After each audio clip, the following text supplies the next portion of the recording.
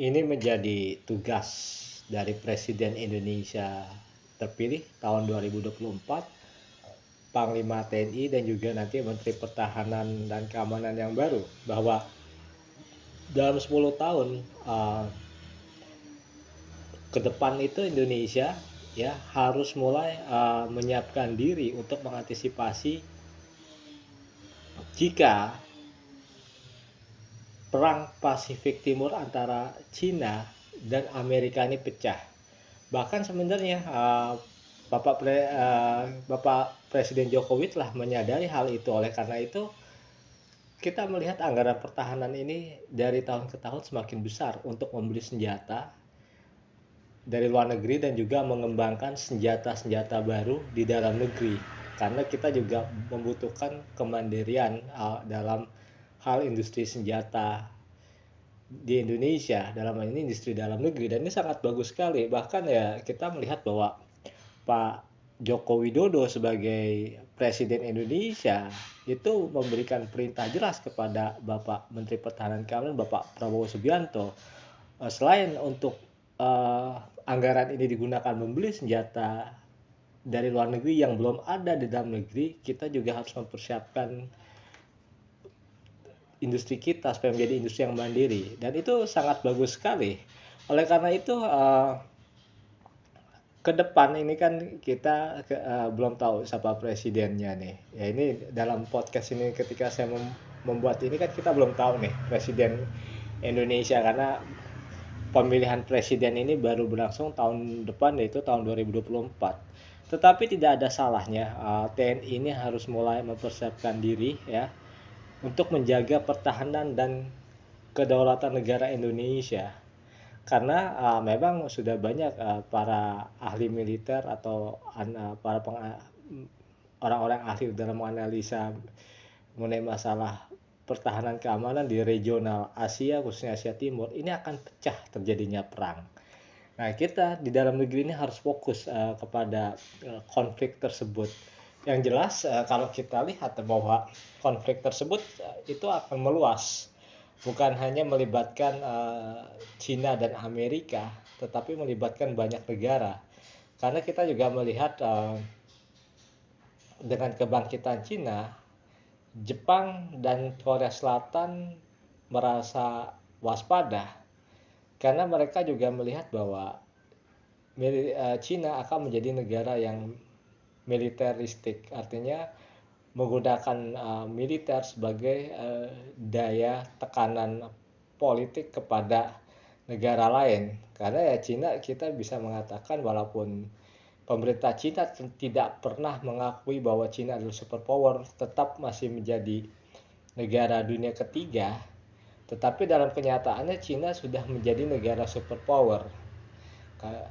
Karena kita lihat bahwa persenjataan di Cina pun sangat maju. Mereka mempunyai kapal induk, mempunyai banyak sekali pesawat tempur yang siap menyerang, ya kan, sudah mempunyai pangkalan militer di Afrika, ya di Asia, ya kan, dan juga di kepulauan Laut Cina Selatan.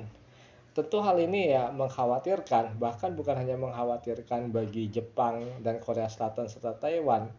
Hal ini juga mengkhawatirkan bagi Australia. Ya, Australia walaupun jauh ya dari uh, wilayah Laut Cina Selatan, walaupun gimana juga Australia merupakan juga sekutu bagi Amerika dan Inggris. Pada akhirnya Australia juga harus mempersiapkan diri dalam membela diri jika salah satu sekutunya yaitu Amerika terlibat perang dengan Cina, maka Australia pun harus, karena sudah terikat dalam aliansi AUKUS. Jadi yang di inilah yang harus diwaspadai. Indonesia, apalagi wilayah Laut Cina Selatan kan kita menyebutnya Laut Natuna Utara, dan itu ada di wilayah depan kita. Jangan sampai juga kita terkena imbasnya. Yang jelas saat ini yang harus kita pikirkan adalah memang senjata militer sekarang ada senjata yang sangat canggih, ya kita bisa lihat smart weapons, tetapi secanggih-canggihnya senjata yang digunakan pasti akan ada kesalahan. artinya ada salah tembak.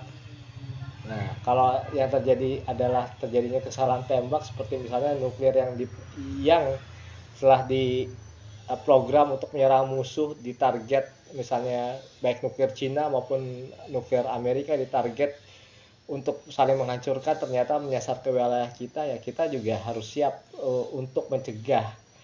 Jadi tidak ada salahnya Indonesia juga mulai mempertimbangkan mempersiapkan persenjataan nuklir untuk mengantisipasi. Jadi senjata nuklir yang kita gunakan bukan untuk menyerang negara lain, tetapi untuk membela diri. Bahkan ya juga tidak masalah Indonesia mulai juga mengadakan operasi militer di luar negeri, seperti kita mempunyai kapal induk ya, dan kita juga mengawasi juga uh, perairan internasional, sama seperti yang dilakukan oleh Amerika, bahwa kapal induk mereka ada di seluruh dunia. Karena ancaman kita harus mulai mendeteksi bukan dari dalam negeri, tetapi dari luar negeri. Ini yang harus kita mulai terapkan. Jadi harus ada perubahan mindset dalam hal ini. Jangan kita mengatakan bahwa ancaman itu dimulai dari dalam negeri sehingga kita harus fokus. Tidak juga. Sekarang kita harus lihat bahwa negara-negara sekeliling kita adalah negara-negara yang memang um, dalam hal ini memihak blok barat, dalam hal ini blok timur. Ketika terjadi perang Ukraina Rusia pun terbelah, ada yang tidak mendukung, ada yang mendukung, seperti ada yang mendukung kebijakan Amerika, tetapi ada yang mendukung juga kebijakan Rusia, dan ini kan terbelah di wilayah Asia Tenggara sendiri. Jadi ya semuanya juga kita harus melihat kembali kepada kepentingan nasional uh, masing-masing negara di kawasan ASEAN. Memang ASEAN dalam pertemuan selalu mengatakan satu suara, tetapi kan kita juga harus melihat bahwa kepentingan nasional tiap negara kan juga berbeda. Yang jelas seperti Singapura sangat bergantung sama Amerika dalam masalah pertahanan keamanan, bahwa Singapura sampai saat ini juga merupakan partner Amerika dalam bisnis dan juga transfer teknologi. Beberapa negara lain ya seperti kita lihat Vietnam, Kamboja, mereka lebih melihat Rusia sebagai partner mereka dalam hal kemandirian angkatan bersenjata. Filipina melihat Amerika sebagai partner yang bisa membantu Filipina dalam menjaga laut teritorialnya terhadap ancaman Cina. Jadi itulah yang harus kita lihat, bahwa dalam perang ini tidak mungkin semua negara di ASEAN ini akan satu suara. Pasti akan terbelah suaranya.